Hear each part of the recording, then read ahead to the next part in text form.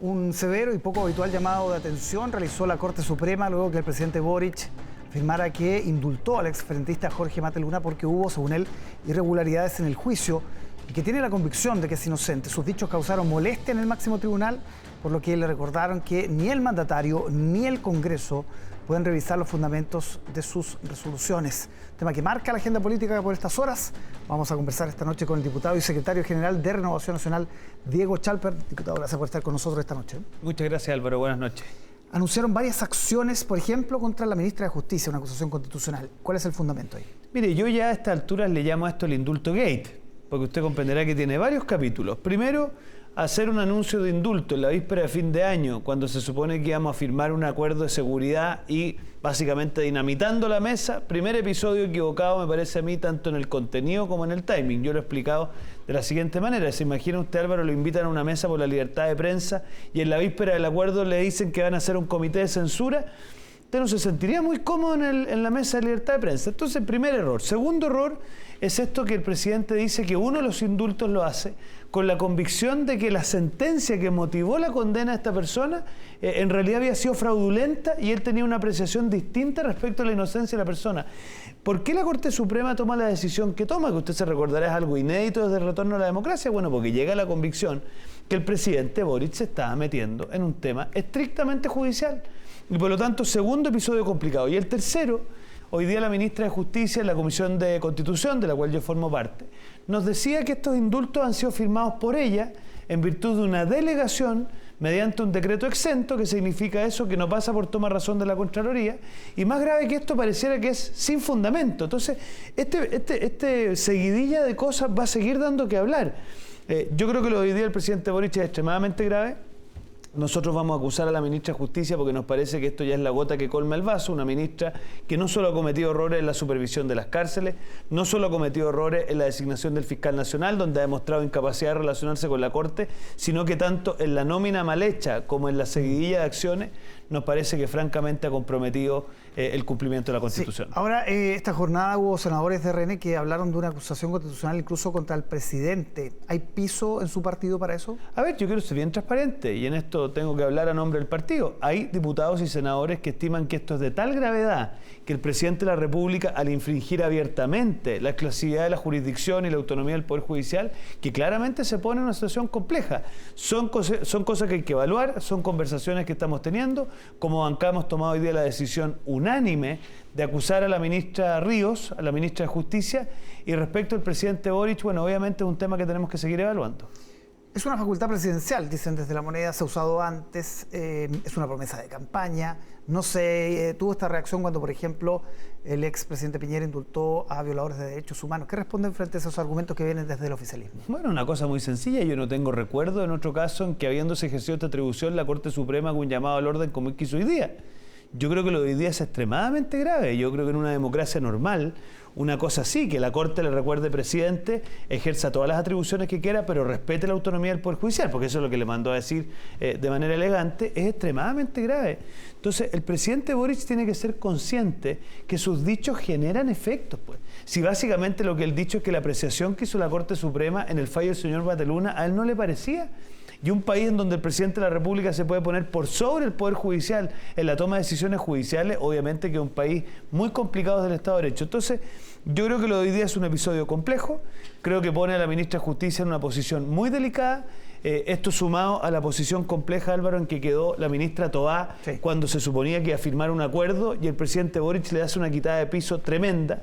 Entonces yo creo que el gobierno tiene que parar, tiene que recapacitar, porque está partiendo muy mal este año 2023. ¿El error más grave del presidente es hablar de irregularidades en el proceso, a su juicio, de Mateluna? Mire, para mí lo más grave es que él se permita decir que una persona, en opinión de él, puede declararse inocente y por lo tanto dejarla en libertad, porque bajo su opinión el fallo que dictó la Corte no fue el adecuado. Eso es inaceptable.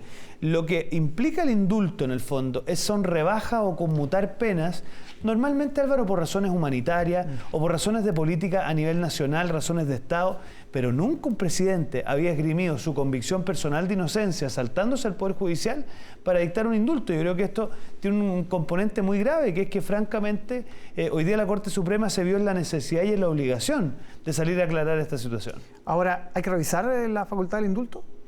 ¿Sabe? Pasa que si fuera porque cada vez alguien ejerce de manera abusiva, hay que revisar una atribución. No, yo creo que el presidente tiene que ejercer esta atribución de manera tal que se mantenga entre los marcos para la cual fue creada, que en ningún caso es para entrar a calificar el mérito de la sentencia. Mire, el artículo 76, cuando dice que la Constitución le limita solo al Poder Judicial y prohíbe que el presidente y el Congreso reviva procesos frenecidos, es decir, procesos terminados, o comente el fallo judicial, es básicamente porque hay un principio muy de fondo, que es la separación de poderes del Estado. A propósito de la ministra Toá, ¿usted siente que se quebró definitivamente esa mesa de seguridad? ¿No hay cómo arreglarla? O sea, yo creo que el presidente la dinamitó. Hoy día la ministra presentó 3 proyectos de ley en la Comisión de Constitución, vimos disposición de aprobarla si el gobierno quisiera aprobar la ley de inteligencia o el Estatuto de Protección de las Policías o eventualmente incluso este proyecto de infraestructura crítica que están empujando en el Senado. Bueno, es cosa que lo presenten, es cosa que pongan discusión inmediata. Yo creo que en esto el gobierno, para serle franco, había creado esta mesa más que para contar con la oposición, para intentar ordenar a los propios, porque los que terminan votando mal los proyectos no es la oposición, sino que son los partidarios del propio gobierno. Hoy día, por ejemplo, tramitamos un proyecto de ley que establece ciertas extensiones de plazo para eventuales detenciones flagrantes, un tema súper técnico, ¿eh? En el caso de las migraciones irregulares, o sea, si hay un inmigrante irregular y hay que hacer una detención por flagrancia, se extiende el plazo, y averigüe usted quiénes lo votaron en contra. No lo votó en contra de la oposición. Se aprobó con los votos de la oposición, pero con algunos oficialistas votando en contra. Esto de la agenda propia de Chile Vamos en materia de seguridad, cuando son proyectos que no son de atribución parlamentaria, ¿cómo lo van a hacer? Bueno, mire, si hoy día nosotros tenemos la presidencia de la comisión de la Cámara de Diputados, ahí está el diputado Jorge Alessandri, él ya ha anunciado que va a impulsar una serie de proyectos de ley que no requieren del Ejecutivo. Por ejemplo, la ley Retamal. ¿Qué es lo que hace la ley Retamal? En homenaje al cabo Retamal. Hace que un carabinero que hace ejercicio de sus armas en el cumplimiento de su deber que le consagra la misma Constitución, bueno, obviamente no termine declarando como imputado. Usted comprenderá que un carabinero que hace uso de su arma de fuego para repeler un ataque injusto, que termine declarando como imputado, bueno, básicamente le estamos pidiendo que no las use. Entonces, así hay varios proyectos de ley que no requieren de iniciativa del Ejecutivo. Cambiar la ley de migraciones, hacer un nuevo estatuto en materia de homicidio, hacer el estatuto de protección de las policías. Entonces, hay varias cosas que vamos a impulsar y bueno, yo confío que el gobierno se sume. Y acuérdese, mi Álvaro, ahí va a ver usted cómo votan los diputados oficialistas. ¿Cuánto afecta todo este indulto Gates, como lo ha denominado usted, la tramitación del acuerdo constitucional, el acuerdo por Chile?